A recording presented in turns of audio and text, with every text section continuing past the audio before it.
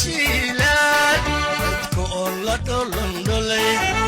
laba habeenahaan adigoon tacliim dhigan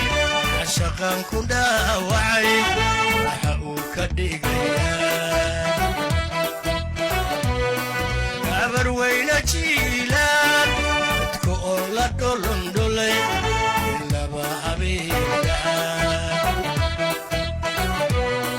ninka reer u dhaanshe dadku dhowrayeene dhexda awku kaga lumay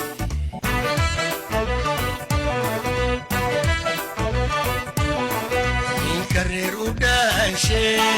dadku dhowrayeene dhexda awku kaga lumay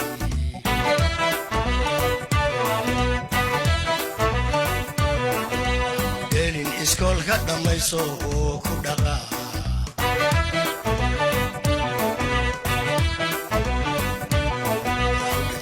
jacayl ha ku dhiran iska daa